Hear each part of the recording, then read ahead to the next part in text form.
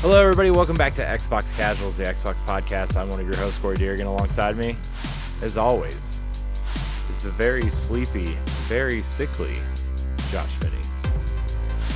Yes. Hello. Hi, Josh. I'm very not here. I am fighting a massive migraine and literally woke up less than 5 minutes ago. Yeah, that's fair. Besides being sick, Josh, how are you?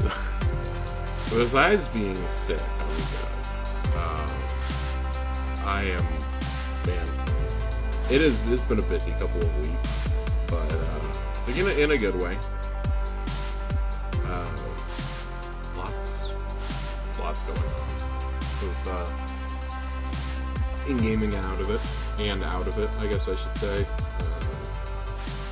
Finished Persona just to roll straight into Final Fantasy. So Nice.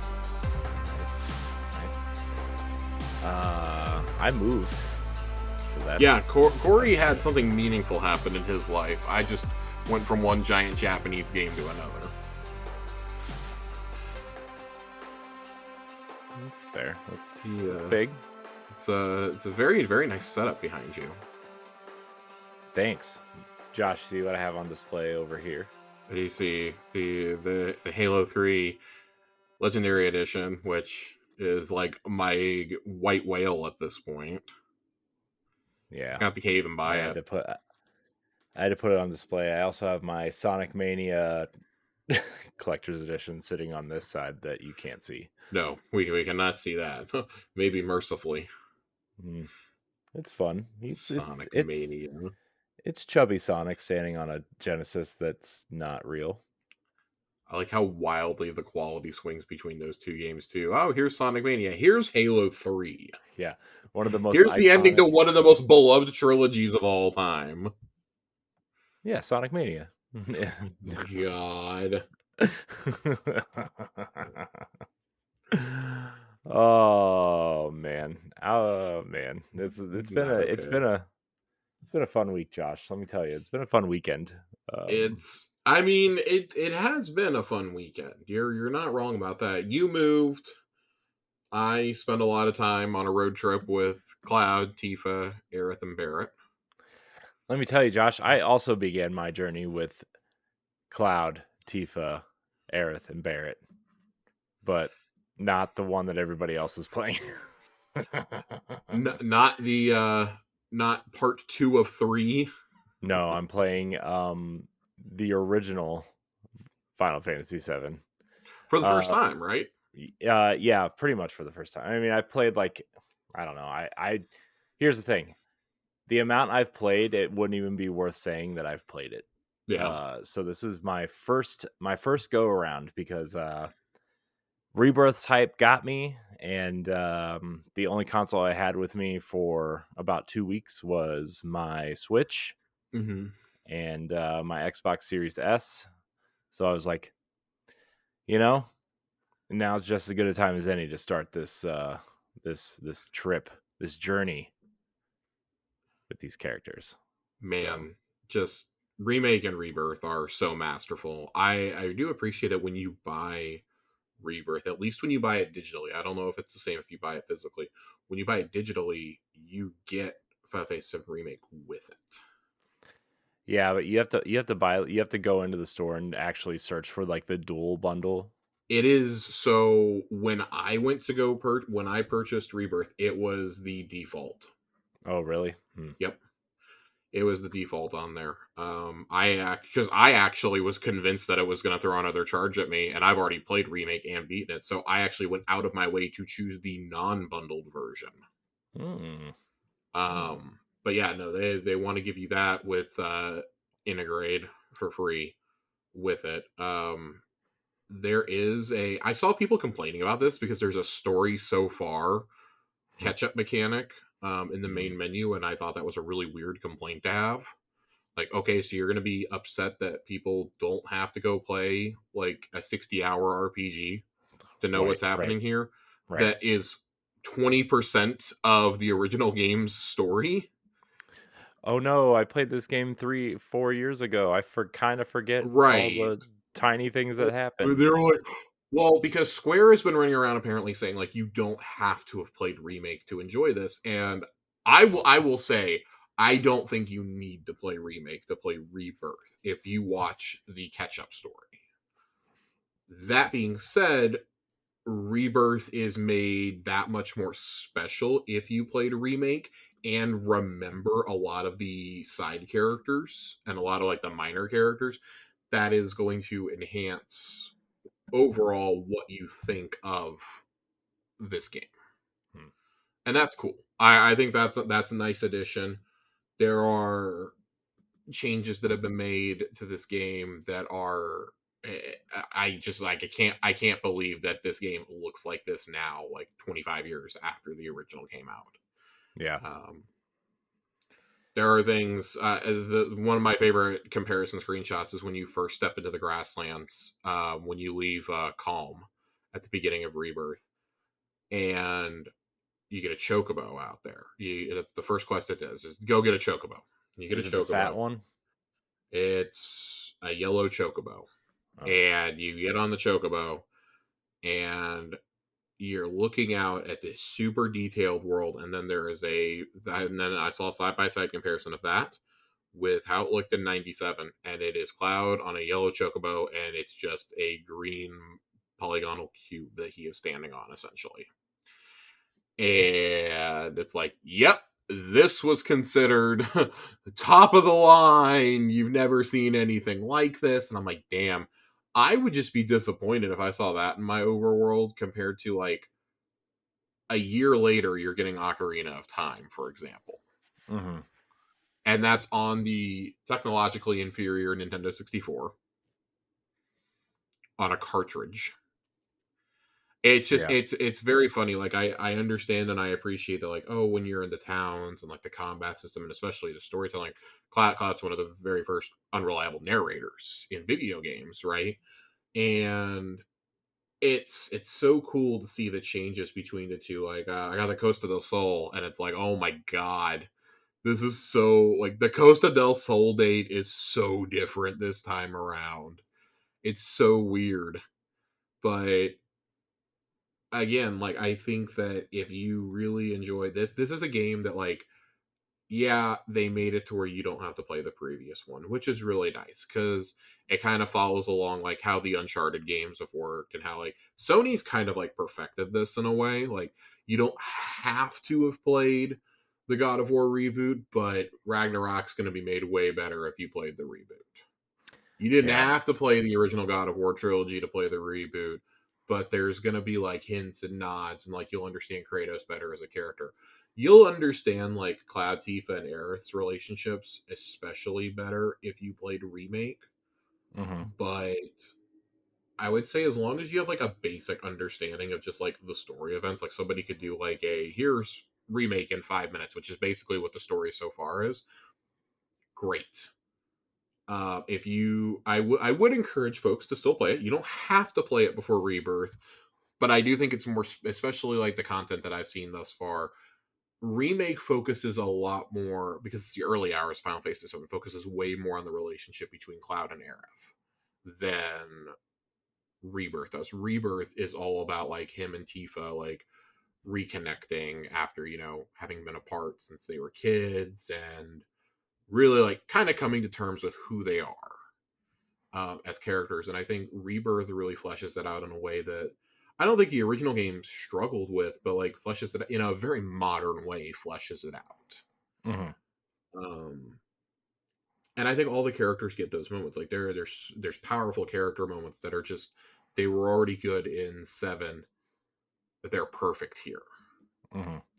So the order of things is a little different. I enjoy how some things are out of order, and they one of the most notable things is in the second act in the second act of the original game you go to a certain location. The visit to said location has now been bumped from it would have occurred organically in Rebirth. They've now moved that to whatever the third game will be called Hmm. because it makes more sense as a story structure. Yeah. So it's cool. I'm excited. I am. from folks I've talked to, I'm close to about halfway through the main storyline. But I mean, I am stopping to do absolutely everything along the way. I am engaging in I fucking hate mini games, and I'm engaging with every single one that I find. Um, I'm on the peak of hitting the gold saucer, which I'm really excited for. Hmm. Because I really want to see how that's changed from original 7. But yeah, there's God, man, it's so fucking good. It's so good. I don't know if it'll be my game of the year because there's a lot of year left to go, but this is clearly setting a really high mark for the rest of the year in a way that I don't think we had a game that did this last year, in my opinion. Until like Tears of the Kingdom was the first one. Mm-hmm. It was like, oh, and then we got hit with like 4 games instantly in like a 3 week span between. I would say like Jedi Survivor maybe even kicked it off. Like, yeah, Jedi Survivor, Tears of the Kingdom. Uh, you had Diablo, you had Final Fantasy 16, you had all these games come out real fast that all got like really good reviews or really loved, and it just kind of didn't stop after that. Yeah. It feels like this opening part of the year is like really RPG heavy. Mm-hmm. Like, you look already at like you could already make like a must play list of early this year, and at least 3 of those spots are JRPGs Yeah. with Rebirth, Reload, and Infinite Wealth. And you could probably throw Helldivers in there. You can throw Prince of Persia in there. Um, yeah, man, But Josh, single player games are dead. I cannot get over that.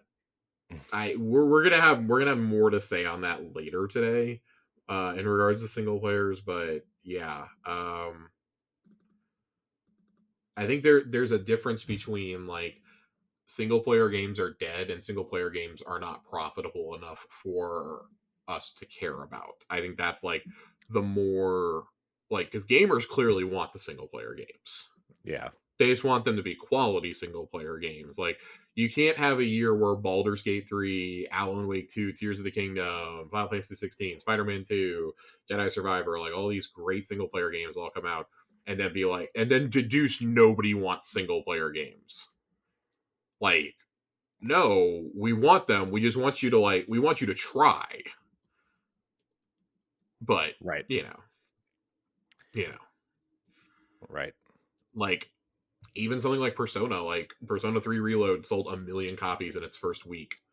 No Atlas game has ever done that in the West, and that was with the game being available on PC and Xbox Game Pass day one. Yep. So, like, Infinite Wealth has already hit that also, which no Yakuza game's ever done that quickly. Right. I'm stoked to see what the announcement from Square is later this week about how fast Rebirth is sold, because you know they're going to strut those numbers.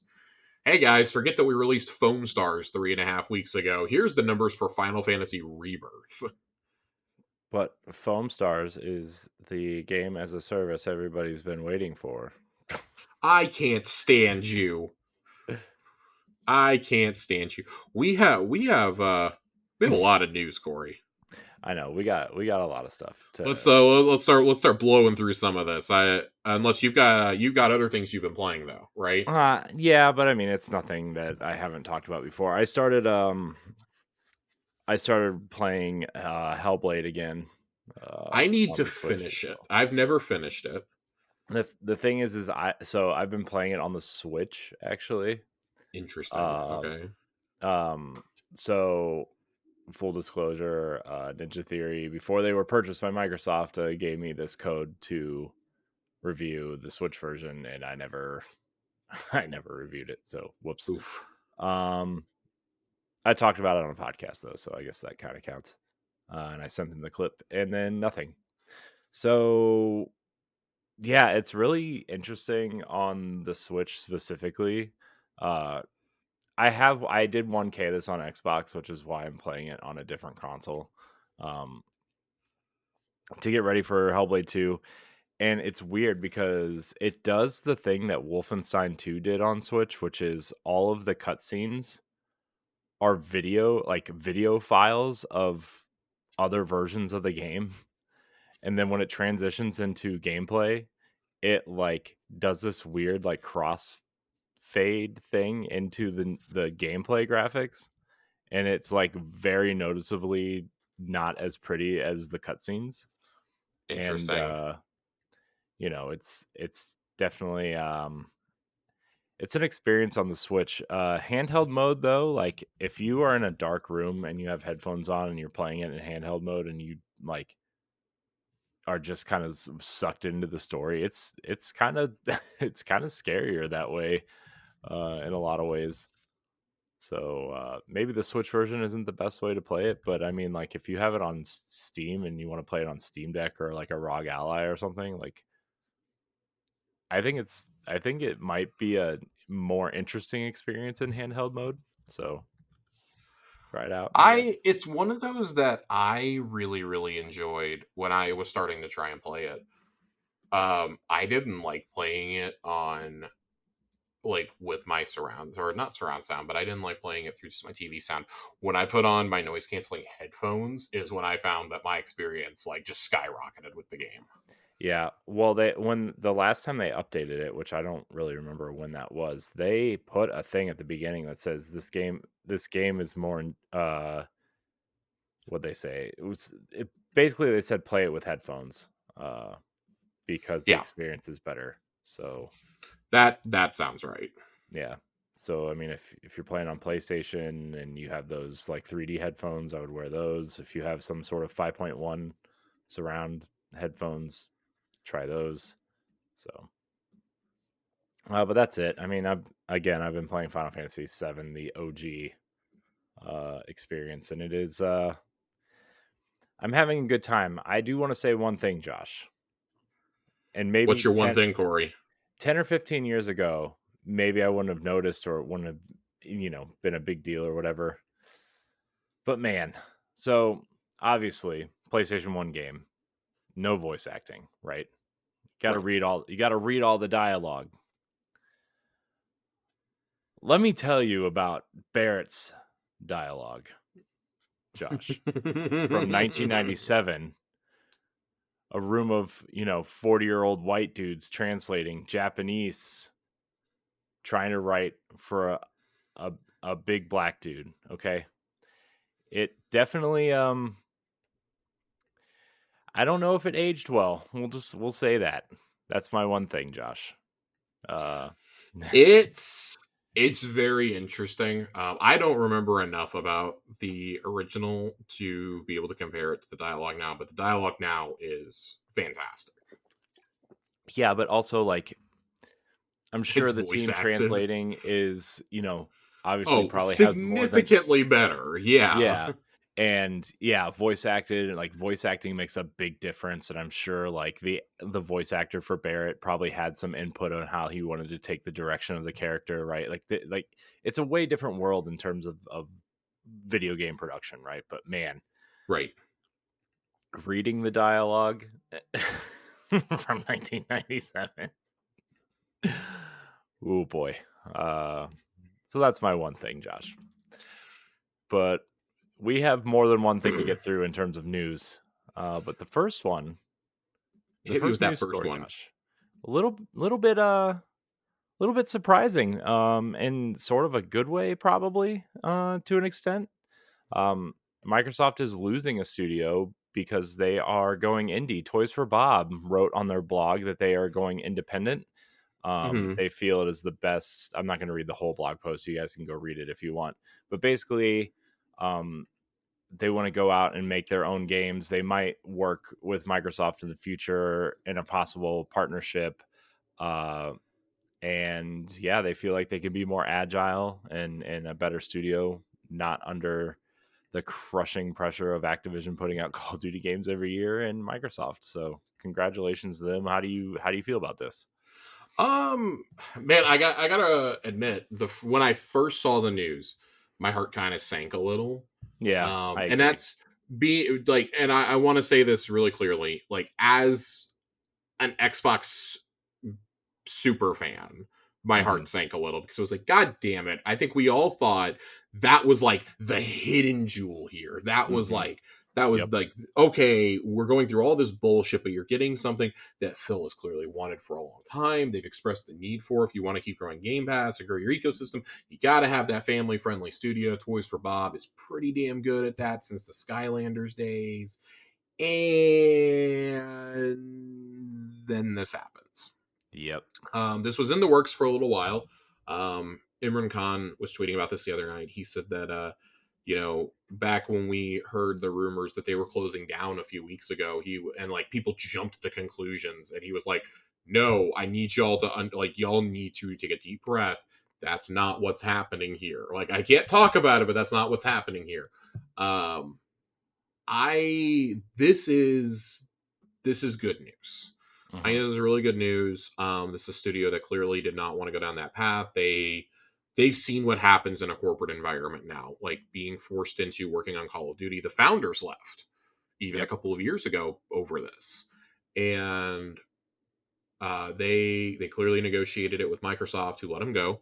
And to their credit, they immediately say in their statement that they are already discussing with Microsoft about Microsoft publishing their first game. Hmm. This is the kind of partnerships, you and I talked about this before. We've talked about this for a couple of years. These are the kind of partnerships we wanted to see, Hmm. them publishing games rather than outright buying the studios, because this reminds me of how they published a couple of games from Remedy. They published stuff from Moon Studios in the past. They published Moon's first two games with Ori. Obviously, Toys for Bob, not as toxic of an environment as Moon ended up being.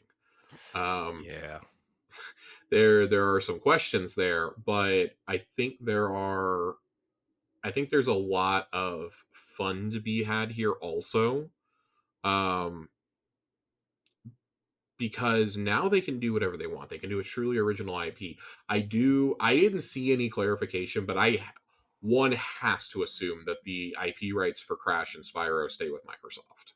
Yeah. I mean, I that's cannot fathom that they gave those up. no, but they did say, keep your horns on in their outro paragraph here. So a Yeah, lot it of makes me people are, wonder if maybe they had something already in the works and that they'll mhm, still have that come out. yeah, It wouldn't be like the first time. A Yeah. Spyro 4, especially because like in the Crash art book that kind of came out, there was a tease for Spyro 4 or at least some sort of Crash crossover at some point. Um, Hmm. and that was something that they were toying around with, and they did a great job with the Spyro Reignited trilogy. I think that is like a really top tier kind of remake. So um, I wish Toys for Bob the best of luck, and I'm excited to see what kind of IP they are working on. Oh yeah, I'm stoked. I want to be super clear. I Hmm. am very excited for this. I think this is awesome. Um, it truly could not be happening to a better team, in my opinion. But I am interested to see where they go from here and what they come up with next.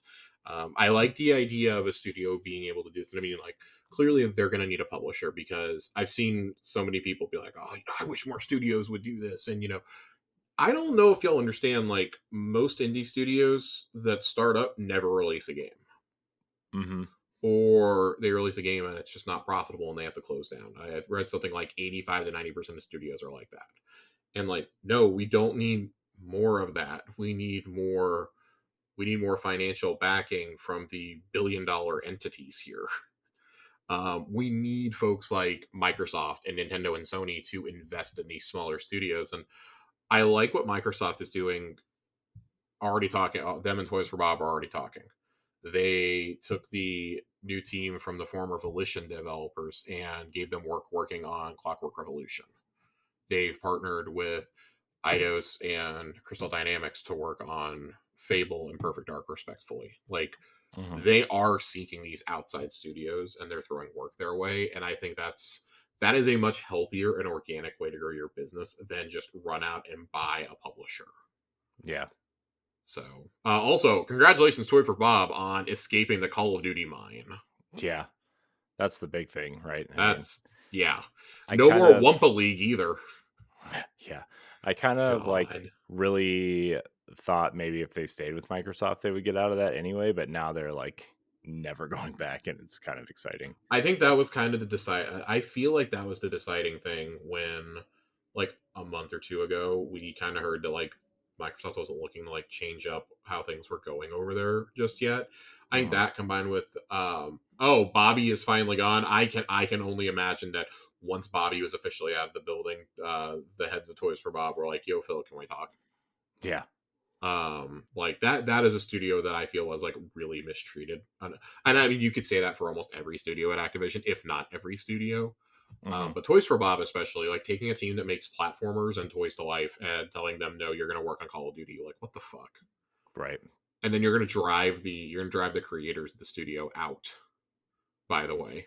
So I'm happy that they already have plans for their next game, that they're already working on it, and that they're talking to publishers. I mean, and I feel like partnering with any of the big three would be a great move. But it does make sense. Like, hey, you did us a solid, we're going to do you a solid. Like, if you give us the funding, we'll basically act as a second party studio to you. Kind of reminds me of like the partnership that Nintendo had with Rare in the Super Nintendo and 64 era.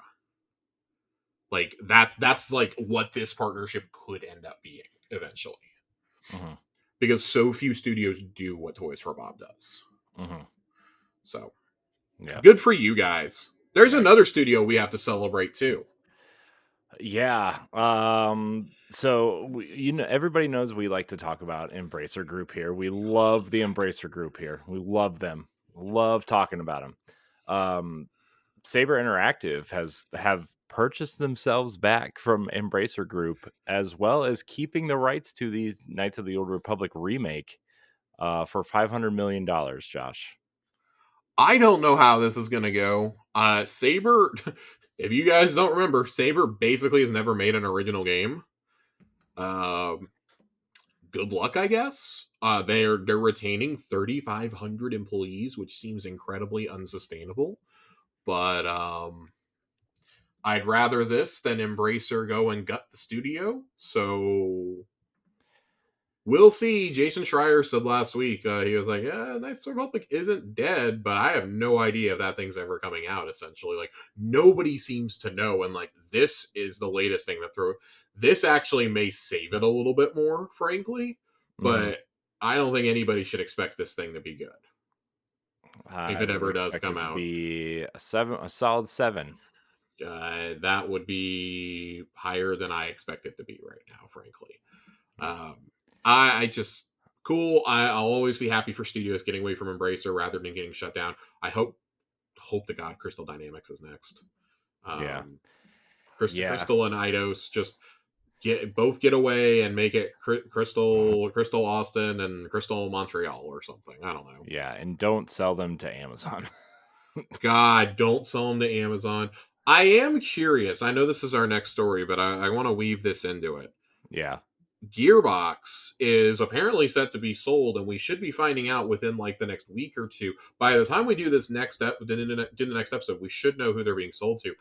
Yeah. Uh, Randy Pitchford apparently told staff in an all hands that Hmm. this is happening. Yeah. I would judging by the IP they make and their IP that's It's popular, I'm going to it's say got to be 2K. 2K. Yeah, I'm going to say 2K is the buyer. I And would have said if they hadn't already gutted all their like live service plans, I would have said Sony is a dark horse to run in here, especially if they hadn't bought Bungie. yeah. There was a time back before Embracer bought Gearbox that a lot of folks thought Microsoft was going to step in and buy them. And Yeah. can I just say, like, it's kind of like a dodged bullet. I think. Yeah. I think they would. I think they would have paid Randy to fuck off forever. Yeah. Go Well, go go practice your card tricks. There are very few people in this industry that I've met who are fucking weirder than Randy Pitchford. That is a like ignoring all the allegations that like his former lawyer made against him and his business partners did, which is really gross. You can go read about that on your own dime. uh he is a really weird guy. I met him at the very first PAX South, and during a Gearbox panel that they were doing there, and it was was that the one that they messed up the reveal of Borderlands 3 or whatever? or like they were Uh, like going to talk about something and like they like messed it up or whatever, so he ended up doing magic tricks. no, but he did do a lot of magic tricks. They did something. It was something else. That was when Tales from the Borderlands was actually announced. Mm, Tales from okay. the Borderlands was shown off there. I don't remember if it was announced or if they were just showing off new episodes for it. Homeworld 2 was their big announcement, I seem to remember. Oh, well, But this was so long ago. Andrew Goldfarb was their community manager. Um, Mikey Newman was still writing for him. This was a very long time ago. They were very proud that that Borderlands 2 had come to the PSP and were seemingly unaware that that was just such a horrible port. Truly one of the worst ports I've ever played in my entire life. but it ran. Um, it It I functioned. don't I don't think that that is a generous. I think that's a very generous word here. Um, it looked like clip art moving across my screen in the slideshow. I mean, that's fair, but it turned on and you could shoot a gun It sometimes. somehow Sony allowed this to be released. I'll just put it that way. Somehow they allowed this to be released because they technically were the publisher for it Yeah. on the Vita. Well, they I think this was like the And last kind of big move for them to try to get Vita into people's hands, and people just weren't having it because it it was was, a but yeah, it was bundled when I bought my Vita. It was bundled with it, and I was like, wow, yep. this is all. That was my first experience with Borderlands. By the way, it was truly awful. They announced that, and I believe they announced Borderlands 1 and 2 were coming to Xbox One and PS4 at the time. That's when they Yeah. announced the Handsome Collection. But all that aside, Randy Pitchford, really weird fucking guy. If like 15 outlets hadn't reported on this, I don't know if I would have believed it. But like everybody was, before it came out that Randy had an all hands, they're like, yeah, no, it's happening. So they are being sold though. They're not being allowed to go independent. So to me, that screams it has to be 2K. Yeah. Um, Best case scenario, it's 2K. Worst case scenario, it's Tencent. God. No, it's got to be 2K because I because mean, just 2K owns Borderlands. what? Yeah, I mean that was what puzzled all of us when Embracer bought them. Was Embracer was like, oh yeah, we're gonna let them work on original IP and still be a publisher and this and that, but we're not gonna. We don't have the rights to Borderlands. That's thing because obviously 2K was not giving up those rights. Yeah, I wonder if Embracer just didn't know that when they bought them. So I don't think Embracer looked into it, but I think Embracer still had calls over what they could develop. I think Embracer wanted them to like be basically be like a one for you, one for us Hmm. type thing. And Tiny Tina's was more successful than anybody thought it was going to be. So Gearbox was like, "Well, we're going to make a sequel to Tiny Tina's," and Embracer stepped it. We heard Embracer stepped in like last year and said, Hmm. cancel that," because apparently they were doing that and Borderlands 4 at the same time. Hmm. Embracer's like, we need to make money, guys. We're not making any money off y'all. You are making money for 2K constantly. Well, look, that's Embracer, man. What a joke. They're THQ all over again. That's the worst though. At this point, good for everybody though. Getting out of the Embracer wagon. Uh, let's see. Now, like you said, we need Crystal Dynamics, IDOS Montreal. We also need to get Gunfire Games out of there, which is the Remnant developer. We need to get Airship Syndicate out of there, which is the Darksiders developer. Those were like the four major ones left, I would say, quote unquote major. So Yeah, God, there's a it's funny because like half the studios that we would want to save have already closed. yeah, And I saw people like begging Microsoft or like Sony to step in, and it's like it's not that simple. yeah, Um, and I mean, listen, if Microsoft hadn't bought Activision, and I do wonder if there's like some buyer's remorse there, if they hadn't stepped in and bought Activision Blizzard King, they probably could have. I mean, 100% we believe they would have gone after Crystal Dynamics, hmm, but I feel like they could have stepped in and saved Free Radical before they closed, and probably Volition. hmm, And you would have gotten the IP rights to Saints Row and Time Splitters at that point. hmm. Um, so I don't know. Like I will always wonder if history could have been a little bit different. Like, but Embracer has effectively wiped out and I don't think gamers really understand like the damage that Embracer is doing to the industry Hmm. right now. Not just are they wiping out entire AA development teams off the face of the earth, they are with all these rounds of layoffs, them and others who are doing the mass layoffs, which is like basically the whole second half of our show tonight. Um, Tons and tons and tons of knowledge is being lost too. You're losing the generation that was going to train the next generation. You're losing knowledge of systems, of engines, of specific play styles. Like people talk about how like, oh, Halo Infinite doesn't feel like Halo anymore and this and that. Well, yeah, it was made by basically a ton of contractors. Hmm. Like, I mean, it's still a great Halo game in my opinion, but yeah, it doesn't have that like Bungie Halo feel anymore. Like Yeah. that's why, and like that was 4 years ago. So good luck explaining that down the line. You know, with Right. how some of these games are going to keep feeling more and more different. So Right. Oh man. Well, Josh, should we get into let's get into the the depressing part of the show. yeah. So I heard you scream from like 1,000 miles away, Josh. When I heard this news, EA seemingly cancels first person Mandalorian game. Um, they're God also fucking damn it. they're also laying off around 670 people, which is about 6% of their workforce. Yeah, Uh, notice every one of these companies is laying off between 6 to 8%, by the way, and that's not a yeah, coincidence. no, that's we need to cut this to make our fiscal year look better. Yes. Um, but they also EA says that their strategy is changing to focus on in-house IP and away from licensed IP.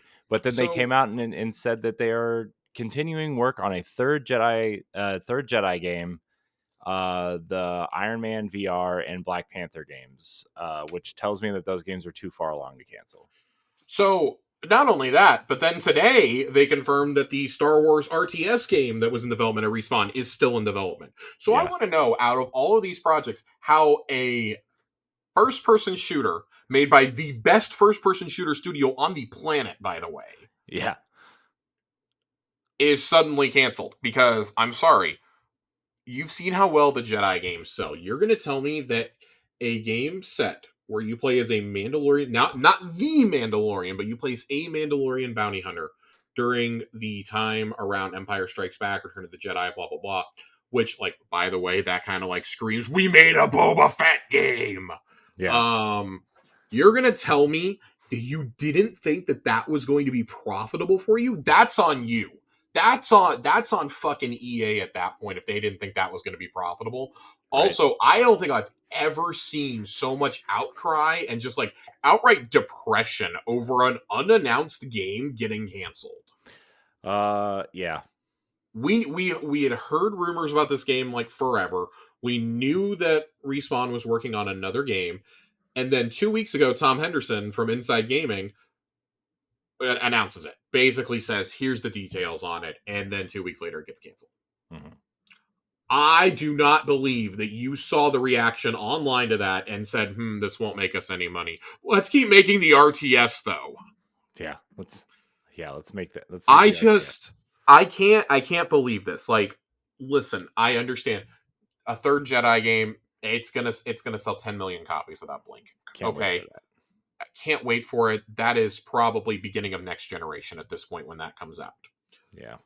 Uh Black Panther game, that's going to be dope. Iron Man is coming from Motive, and let me tell you something. Motive made Star Wars Squadrons. They know how to make a game where you fly around and shoot shit. Which Star Wars Squadrons is $5.99 on Xbox right now. It's $199. Okay, and it's gotten cheaper than since I saw it You like a can get week it for ago. what? I don't know if it's $199 on Xbox. On PS Plus right now, at the very least, you can buy it for $199. I think $5.99 is the version that comes with all the DLC and stuff. Okay, yeah, But you can buy that game for $199, and it's also on hashtag Xbox Game Pass with EA Play. And let me tell yep. you, Star Wars Squadrons was way more fun than it had any right to be. It was a $40 title, and I loved every goddamn second of it. Mm-hmm. Mm-hmm. Mm-hmm. If you're Let's going see. to tell me you don't think that I want to know, I want to know if it was EA who had to pull the plug on that game, or if maybe Lucasfilm and Disney stepped in and said, we don't really want you to do this kind of game without it being focused on a specific established character already. Hmm. I.e., it needs to be about Boba, Django, or Mando. Hmm. I feel like that is the easiest layup in the world. I did see some feedback being like, do we really need another Mandalorian being a bounty hunter in the same time period? And I agree, like that armor is not to signify that you're a bounty hunter. I totally get that stance of it. Hmm. And I don't think that like if you had made like a Bo Katan game, anybody would have given two shits about playing as Bo Katan, frankly. But I can't believe that you would sit there and be like, "No, I'm good. I'm good." Like of Right. all the projects you could cancel, that's the one you chose. Like I'm going to Right. be honest, like I want a new Star Wars RTS as much as anyone. I really liked Empire at War. I liked Galactic Civilizations or whatever it was way back in the day. I like both of those. I cannot believe that's the one that survives and this did not. Yeah. Uh, just to update you, Josh, Oh Christ. Star Wars Squadrons is $5.99, but It is 5.99. Got it. if you have Xbox Game Pass, it is $1.99. That's what I was thinking of then. But also, it's already on Game Pass, so It is already on Game Pass. It's such a good game though. We have to remember that like the Game Pass discount does apply to core members now too. So yeah, yeah. just man, what a I don't understand.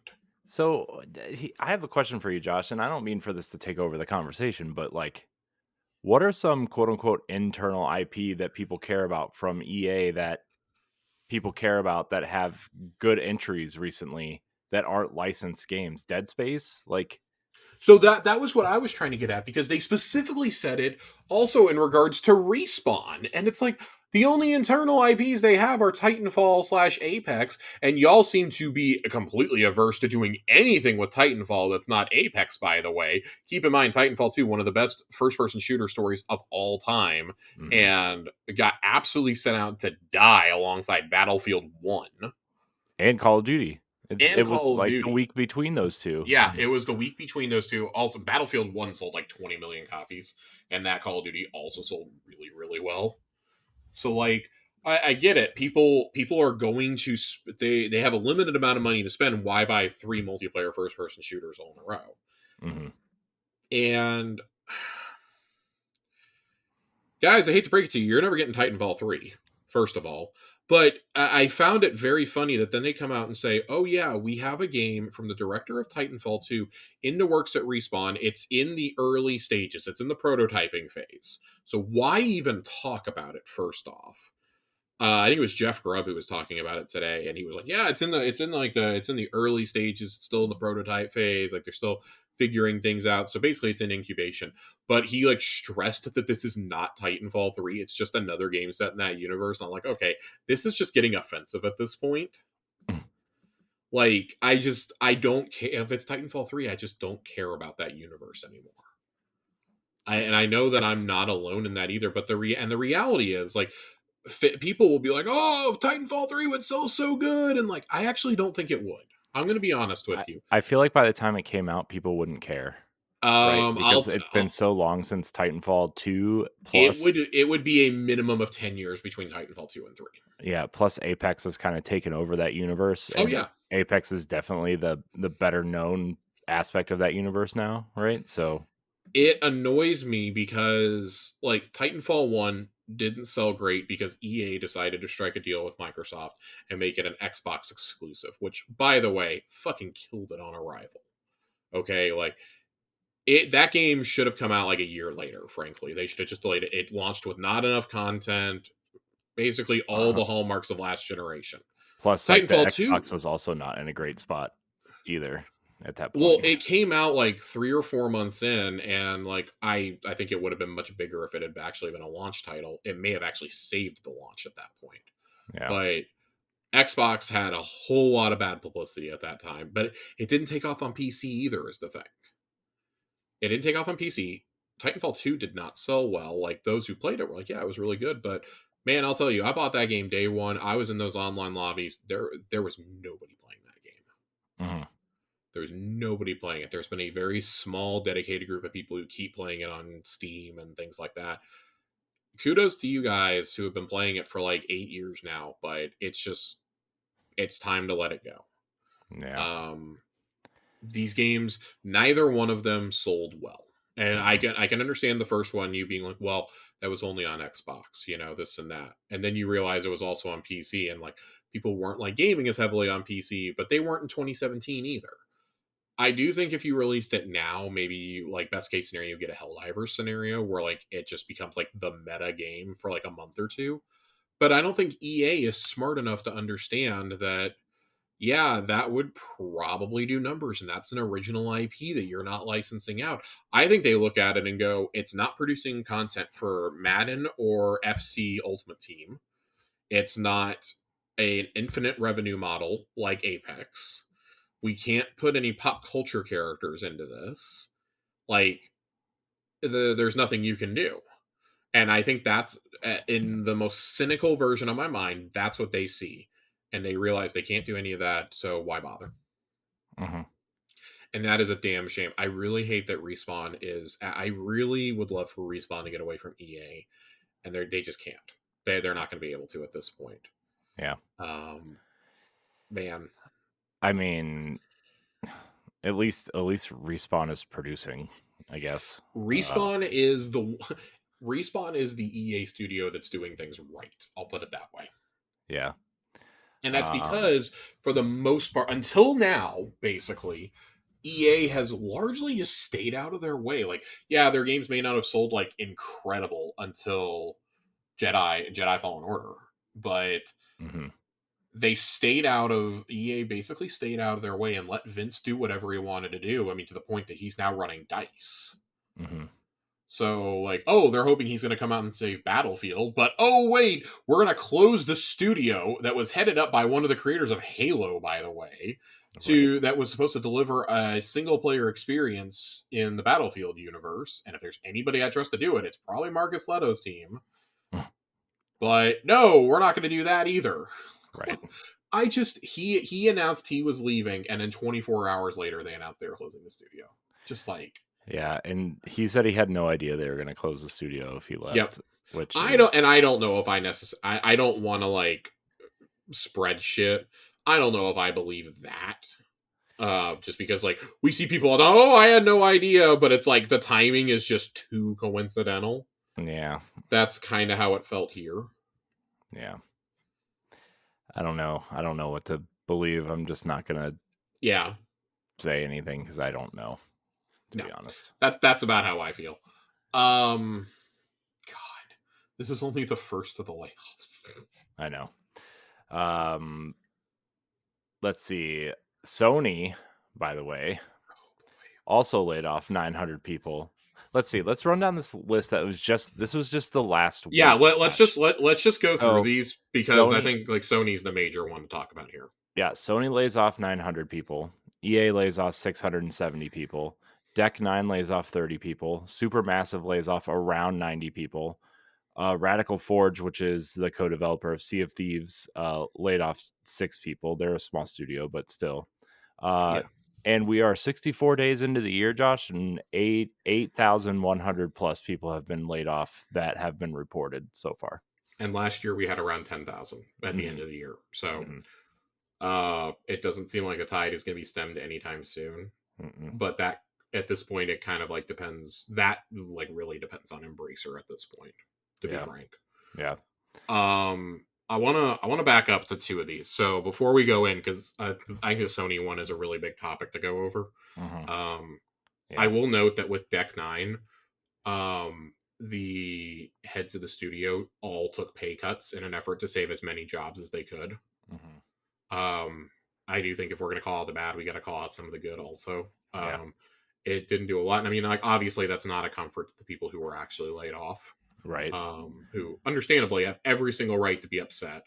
Yeah. Um, but like some of the senior creatives who are still there were like, hey, this really sucks and this really hurts us. But like, management did make every single effort I'm to take pay. They took pay cuts. They trimmed budgets wherever they could to save as many jobs as they could. But yeah, the good reality good for is, them. for them, the Expanse underperforming is probably what doomed them. They Hmm. laid off a few people last summer, and we kind of had the feeling that this was coming. Yeah. Um, I don't did Deck Nine. I don't remember if Deck Nine worked on that or not. Let's see. Deck Nine. I'm looking it up right now. I am too. Deck Nine Games. They did Life is Strange: Yes, True Colors was the last game that they they did, they plus worked they The worked on Expanse. Expanse. They worked on the Expanse. I was just trying to figure out if Yeah. Telltale had been reformed or just published. Hmm. The Expanse radically underperformed. Hmm. I heard it was good, but it underperformed. Like, people just, they don't want those types of games right Yeah. now, and it's a damn shame because that can doom your studio. Yeah. But yeah, May 2023 they laid off 30 employees, and then this month the 30 employees is 20% of its remaining staff, so 50 jobs lost Hmm. or 60 jobs lost, excuse me, in the last 9 months at that studio. Yeah. Um, that's pretty significant. And I mean, Deck Nine they're a good studio. I mean, a lot of folks consider Before the Storm to be the best Life is Strange game. Hmm. I personally really loved True Colors. Yeah. A lot of people like True Colors True also. Colors also sold pretty well, from what I understood. Yeah. And I think part of it's because they abandoned the episodic nature of it. Yeah. Um, Well, didn't they just release all the episodes at once as like one full game? Isn't that what True it Colors it's did? just a full game. I mean, like, it's split up into chapters within it, but it's not like the individual segments like the previous ones were, or like Telltale games are. Like, oh, last time on Life is Strange. Hmm. It's just like, no, it's like, oh, well, this is the beginning of the next chapter. So like, it's like a normal game. So, um, yeah, when it released, MPD said that it debuted at number 10 on the charts, which is the highest launch month dollar sales for any game in the Life is Strange franchise. Hmm. Man. So, and it got a lot of it got a lot of big awards. Best storytelling at Golden Joysticks. Won games for Impact at Game Awards, as well as nominated for Best Narrative and Performer. Like that, it's a good studio, and it's just a huge fucking bummer. Hmm. Yeah. And then obviously, I think the other one too, Supermassive. Um, I think my theory is like, so I know the Dark Picture anthology didn't like kill for them, right? But No, and they're on the also, hook for like five more of those I things. know, but also Bandai Namco is apparently in, so like they're not in trouble, but I mean, they sold the rights of Elden Ring back to Front Software to like make some money because they haven't made any money, and they are the publishers of the Dark Pictures anthology. Yeah, the Elden Ring situation is interesting because it's kind of a bit of like a tale of two companies. Like, yeah, Hmm. Bandai Namco needed the money, but From also saw like what a phenomenon it is and Hmm. wanted to make sure they fully controlled that franchise going forward. Yeah, Um, I think it might be like a situation where Bandai Namco still has like the first right of refusal to publish the first game. Like they published yeah. the first game, but anything after Well, that was so the all other theirs. thing is, I think Bandai Namco is also hedging their bets because they still own the IP rights to Dark Souls. Hmm. So I think this is also like that. I think this is also um, the oh my god, I'm completely blanking on front the head of Frump's name, but Miyazaki. yeah, I think this is him kind of hedging his bets that Elden Ring is what he wants to work on going forward. Yeah. In terms of expanding a universe, and like they poured so much lore into that, and like Elden Ring was like it was a revolution in gaming. I mean, there's a reason why it won so many Game of the Year awards. It's not for me, but Hmm. I understood within 5 minutes of starting that game why people loved it. Hmm. It just wasn't for me. And Yeah. listen, if you give me an easy mode, I'll go play that game all day long. But that's beside the point. Hmm. It's going I, back to Supermassive. This is this is another studio that was bought up during a lot of those studio buying crazes. Nordisk Film is the one that bought them. who's like a film. It's like a filmmaking company, I Mhm. think, from Norway. Mhm. Um, fourth oldest film studio in the world. It's a Danish film company. They purchased a 31% stake in the studio, and then they fully acquired them in July 2022 after the release of The Quarry. Um, which The Quarry was like surprisingly good to a lot of folks. Which, from what I understand, The Quarry started out as a follow up to Until Dawn, and then when Sony basically was like, "Yeah, we don't want to do that," that's when Yeah. 2K stepped in to publish it. Well, Um, it was also supposed to be a timed Stadia exclusive. yes, that was the other one. God, just you look at the Stadia games that they were supposed to have, and it's like this. Guilt. Kojima will never admit it, but OD was supposed to be one. Oh yeah. High on Guilt. Life, Baldur's Gate 3. Yeah. And it's like, damn, if Google had just held on for like another year, Yeah, right? they would have actually had like a Harmonix had a game that was in development for Stadia that ultimately got canceled. Yeah. Like they would have actually had a pretty solid roster of games. Yeah, but I don't it's know if the it would have been Google. enough to turn the tide, but No, but I mean, you look at how those games have scored now, and you'd be like, "Dang." yeah.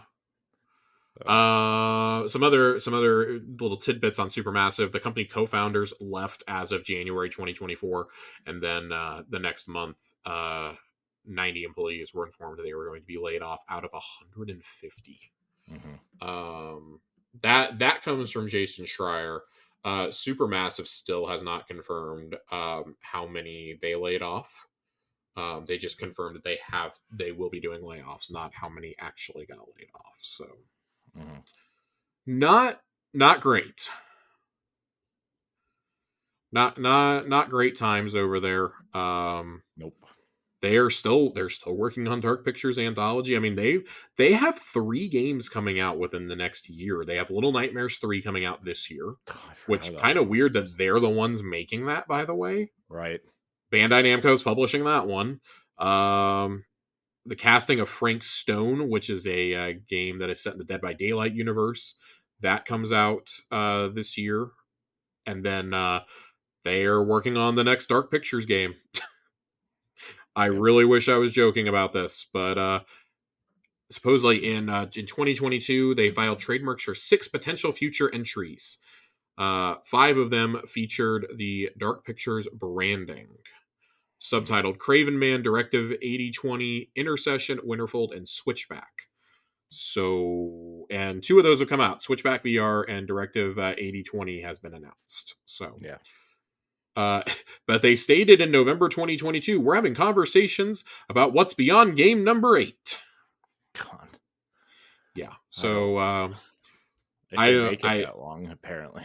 that the first one, Markham Madan, was a game that kind of came out of nowhere, and I know surprised some people. Like it was like it's kind of campy, but it was like, oh, hey, this is like a pretty solid like 7 out of 10 game. And apparently they saw that and ran with it. So Mhm. they've continued releasing 7 out of 10s. Yep. Well, So I'm shocked that some of that studio survived this long, though. To be honest, with that kind of I mean, pouring out the I'm games. looking at some of the more recent Dark Pictures games, and I mean these things are scoring like 5 out of 10, Yeah. frankly. Mhm. So I don't understand how it's made it that long, but okay. Yeah. Um, you look at their gaming history, and it's like outside of Until Dawn and The Quarry, like there's really nothing here that like tickles my fancy, frankly. Yeah. And I don't mean that to like talk shit on a studio that's like clearly struggling right now, but man, kind of feels like when they weren't asked to do another Until Dawn, they got kind of screwed Yeah. because their entire gamography before then was working on stuff for Sony, Mhm. doing HD ports, doing DLCs, little spin-off games, things like that. And they had a hit with I think Until Dawn is an awesome game. But they come out and announce the state of play. Oh yeah, we're doing a definitive version of this game. By the way, Supermassive is not the one making it. And then not even a week later, we get the news about the layoffs Mhm. at Supermassive. That did not sit well with me. No, that's rough. So. Well, Josh, anything else about these layoffs? I mean, it I want to go in sucks. on the Sony ones. Oh, I right. want I We want to go in on the I Sony ones. forgot we haven't done that yet. Okay, let's 900 layoffs at Sony, including the entire closure of the London studio. yeah, which Jim Ryan was there 5 days before that and couldn't tell Five them that they was days. closing. like Yeah, what a piece of shit. seriously, they threw a party for him. He, They threw a fucking party from oh my him. gosh, that was So I they closed the London studio. They announced huge cuts to Firespite, which also is going through like a ton of internal shit right now. mhm, Allegations of sexual harassment, crunch culture, abuse, etc. Um, and they also did layoffs at Gorilla, Naughty Dog, and Insomniac. Insomniac. That's the one. I can't believe Insomniac's the one I forgot. I keep wanting to say Santa Monica, and it's not Santa Monica. Um, Insomniac, this is the first time anybody's ever been laid off from that studio. what does this say to potential developers at Sony Studios? Like you make these world class games, you make these industry standard setting experiences, and it's still not good enough for us. They still didn't make enough money. Like Spider-Man 2 has sold 10 million copies in under 6 months, and they did layoffs at Insomniac. Mhm, Not only that, we knew they were going to do this a couple months ago because of the leaked documents. mhm, The only reason this didn't happen sooner was because of that leak. They were going to mhm. lay him off right after New Year's. Yeah. Yep. Like, what the fuck? That was 8 weeks after the game came out. Mhm. I don't understand that. I don't, and I'm not a businessman. I don't understand them. I don't understand Xbox doing this. Why are you laying off the people that are making your biggest games? It just says that nothing is good enough for us. You are a number. You are the bottom. That is the bottom line. Also, just hashtag corporations are not your friends. Mhm. Um, this is insane. I don't understand how this keeps happening. Yeah. It's um it's not a good look for anyone. Uh it's not a good look. It's not a good confidence booster, you know? I mean, like, and also like ultimately, if you're thinking about losing your job, your production is going to suffer, right? Your personal production, and then Yep. if you have a studio that's big enough and you're worried about losing your job, those games are going to be worse because your production is off, right? Like it's going to trickle down at some point eventually.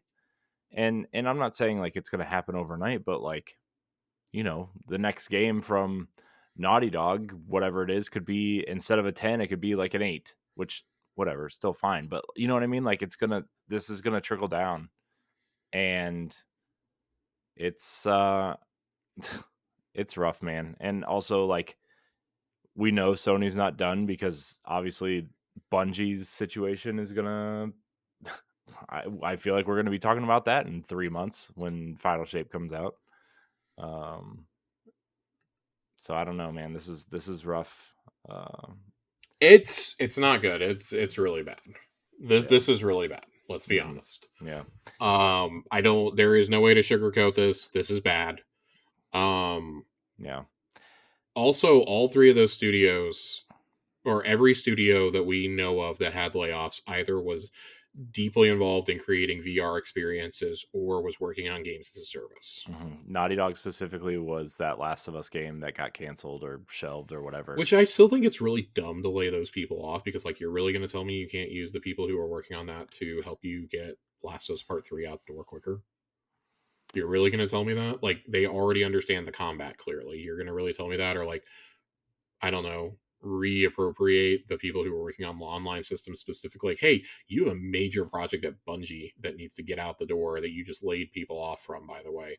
Maybe send them up there to help with the back end question mark? Yeah.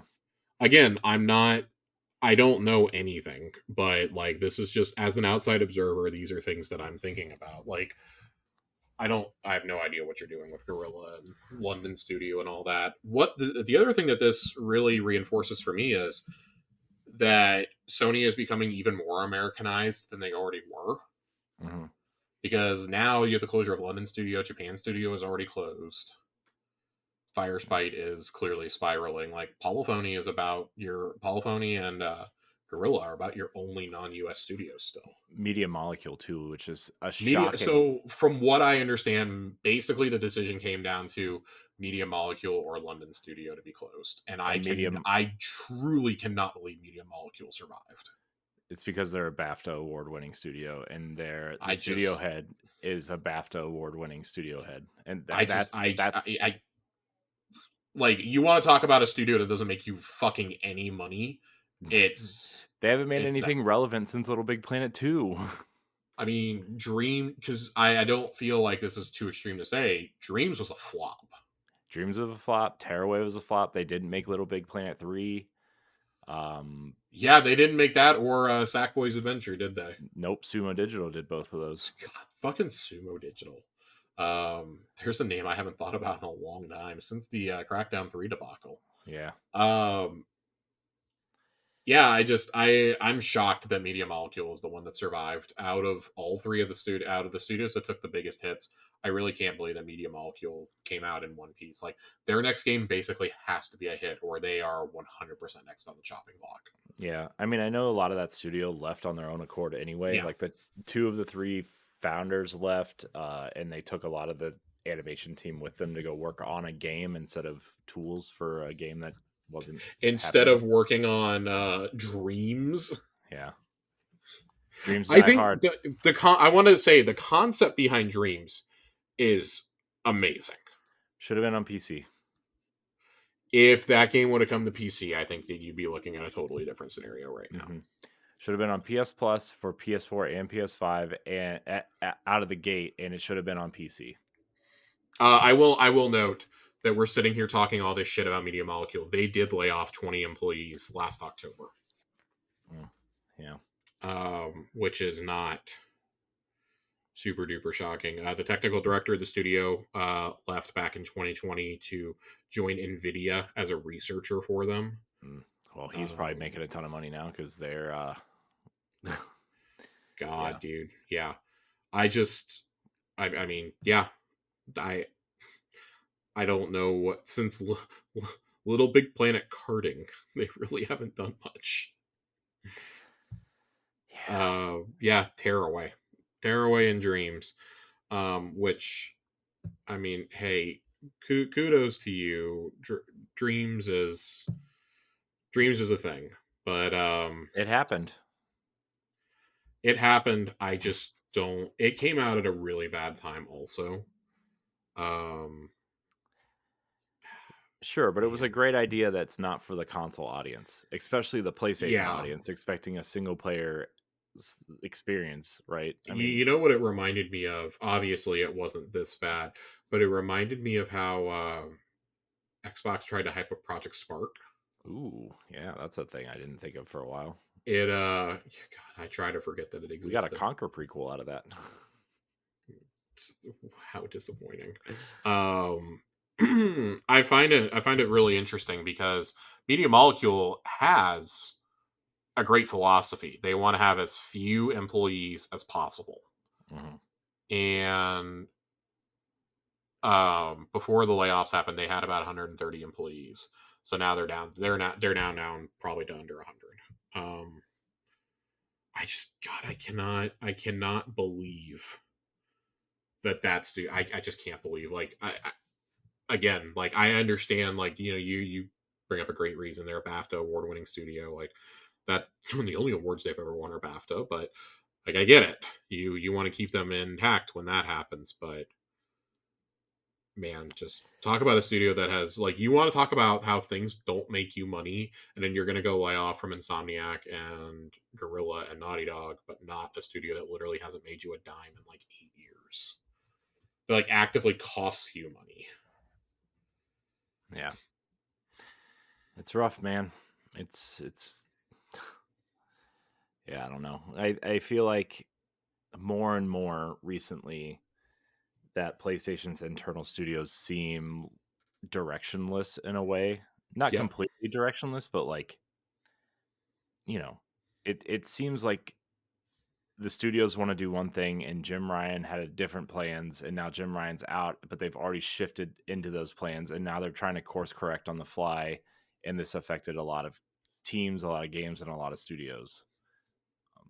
Is my takeaway from this. So, in the way that Herman Holst was talking, right? I mean, he kind of contradicts himself within his little speech there, but also like he wants to bring single player premium games, obviously, because that's what PlayStation is known for, which is fine. And then, have these other games supplement those games, which is probably the plan moving forward, I would assume. Um, the other thing to remember too is like Insomniac, even though Spider-Man sold 10 million copies, like their profit margin was only like $300 million because of the licensing fees and to Marvel, which is ridiculous. Um, $100 million. Yeah, but I mean, like, Uh, it's not just the light, and I know you know this. It's not just the licensing oh, cost. I know. It is a baffling amount of money that like each of these AAA games is costing now, and it makes me really happy in a way for Xbox, like that they they have struggled so hard to get into this AAA single player hit cycle for so long. They dragged their feet successfully for long enough that it's not going to matter. They're going to be the one company putting out these kinds of games for the next couple of years because they're the only ones who can. Right. Yeah. I find it very funny that they have like 3 or 4 years of these games lined up when like everybody else is like struggling to figure out how to make money, and like Microsoft's like, we listen, sunk cost fallacy, y'all are getting this shit whether you all want it or not. Right. Like, if regardless if it sells, you're getting it. Yeah. Subscribe to Game Pass. Yeah, subscribe to Xbox Game Pass. Also, hey, we'll throw you guys a bone. If you guys want these on PlayStation after 18 months, we'll toss them. Yeah. Man. I mean, it's funny, but it's also not funny. But it's also funny.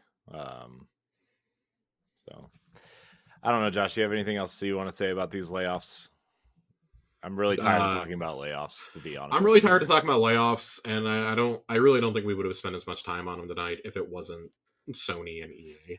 Yeah. No, I agree. But man, I hope this is it for quite a while. Mm-hmm. Yeah. All right, Josh. We have one quick hit story here I found was pretty interesting. I don't know if you watched the Digital Foundry video of the cloud streaming contest that they were doing, but I it did seems not, but I heard enough people complain about it. that Xbox Cloud Streaming has shifted to Series S platforms and not Series X anymore.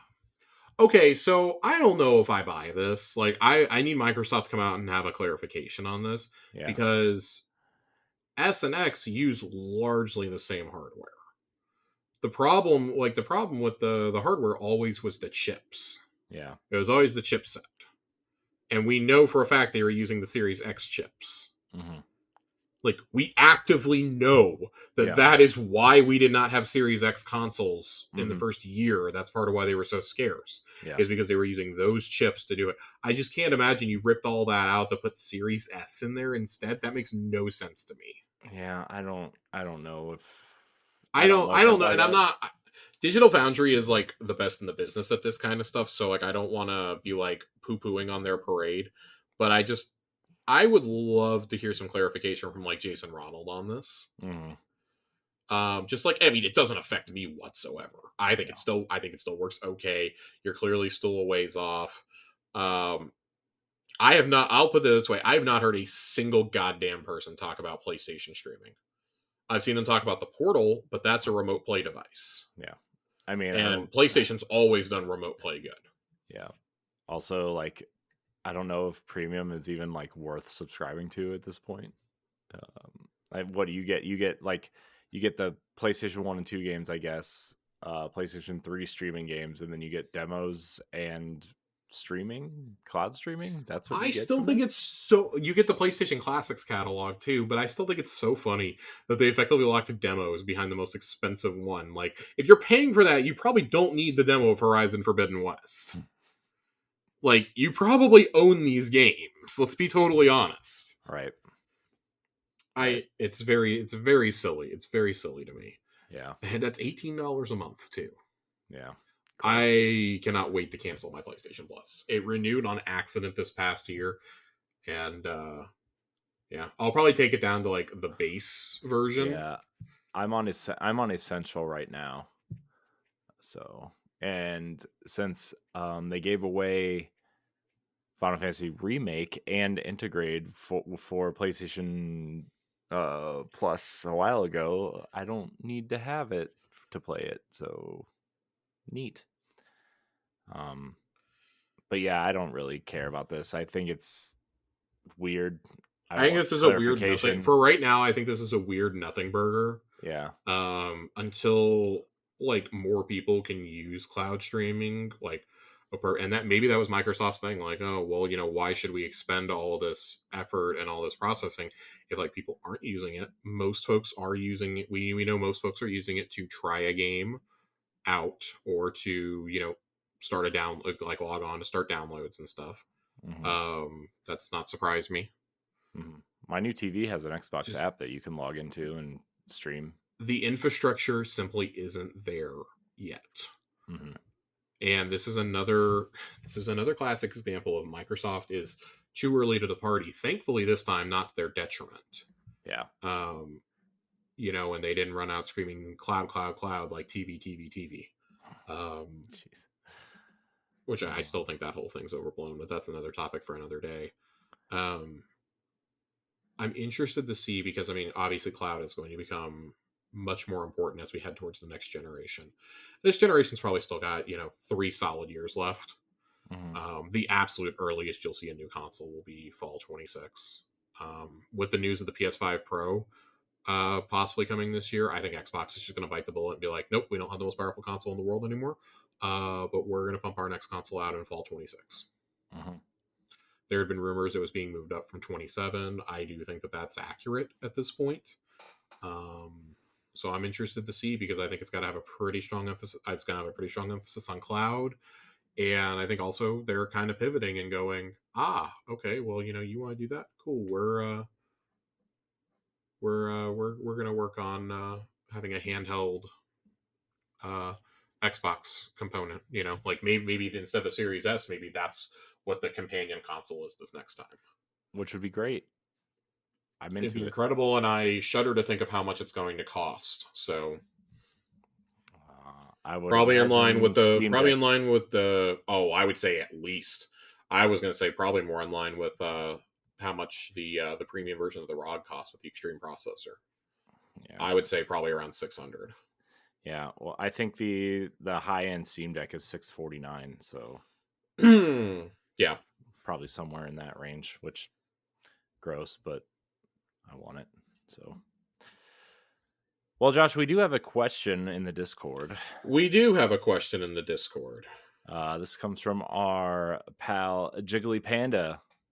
Uh, Jiggly Panda asks Xbox Casuals question: what are y'all's thoughts on something? Do you think a Black Ops 2 remaster is coming next year? Do you even see one happening at all? No and no. No. I think the most you'll see is I think the Bat Compat team will come up and maybe try to do their FPS boost or resolution boost type Yeah. things, but I think that's all you're going to get. So you're probably going to get that. These games already are backwards compatible. We Hmm. should note that. It actually caused a spike in sales of Series X's last summer. Hmm. Um, there is a rumor going around currently that the Black Ops 2 maps are they're either going to be in this upcoming Call of Duty that's coming out this fall or they will be in 2025's. But the Hmm. Black Ops 2 maps have been remade for multiplayer. Hmm. Um I think it would make that's sense for this year because it is a Black Ops game. so funny story, 2025 is rumored to be a Black Ops game as well. Oh, jeez. Okay. Well. Because Treyarch has had 4 years to make this one. Supposedly, they've already been told to get to work on 2025, and that was a Bobby Kotick decree. So I don't Of know if that's course. still going to happen or not. Supposedly, he tried to make Sledgehammer do it, and they absolutely revolted. So, yeah, imagine doing that to them a fourth time. Gosh, I mean, you would have to think they wouldn't. I mean, Microsoft wouldn't do that considering the Modern Warfare 3 fiasco, right? I mean, you would There. have I to mean, think. I do think that they're still going to do it. It's just more that Treyarch is going to like oversee the development, and like a lot of the support studios are going to work on it together. Not But Toys for apparently Bob. that one's already pretty far in development from what I've heard. So Yeah. I'm curious. I suspect you'll get more information this summer, Hmm. but I would hope that Microsoft decides to put a year between them. We do know they are. It does seem like the 4-year development cycle is being shifted to. Yeah. It does seem like that's becoming a thing because Infinity Wards, it was thrown around like, oh, maybe Infinity Ward could step in and do 2025, and no, they are already working on 2026. Hmm. So to give them a 4-year cycle, This so would seem like no and a, no. yeah, I mean, this would seem like a game, every other year thing, and then maybe like some sort of expansion or something the following year. That's kind of what I hope they get to, and I hope that it ultimately ends with Sledgehammer not having to work on Call of Duty anymore. Hmm. Frankly, especially considering they pitched Advanced Warfare 2 and were told no. Yeah. So like, why not let them make something they want to make? And I Right. know a lot of people who think that like the period like what between that and between Black Ops 2 and or Modern Warfare 2, I guess I should say, and Advanced Warfare was like kind of like the golden years of Call of Duty, especially in the competitive scene. Hmm. Um, I know a lot of people want to go back to that, so you got to wonder if they'll be allowed to revisit it or not. Yeah. Especially like you said, like how much of a dud Modern Warfare 3 ended up being. Yeah. Like what on earth is Infinity Ward doing? And they got to be done with Black Ops after this too. I think that whole storyline's run its course Twice. twice. uh, Fun fact, Josh.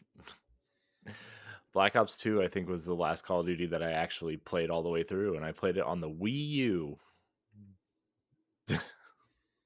God, disgusting. Let me tell you, Josh, it was not the best experience. That's all I have to say. Yeah, can't imagine why. Rip Wii U. I have it hooked up on this TV over here, in case you are wondering or cared. I'm not, but thank you. Oh man.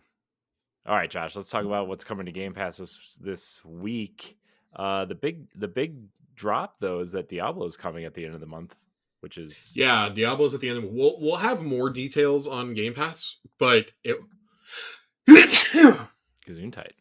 we have this really poorly timed because the Game Pass drop happens tomorrow morning. By the Yeah, time you're listening to this, Game Pass drops are going to be announced. yeah. Maybe this is something we should, I don't know, either skip or just address the games that have come to Game Pass at some point.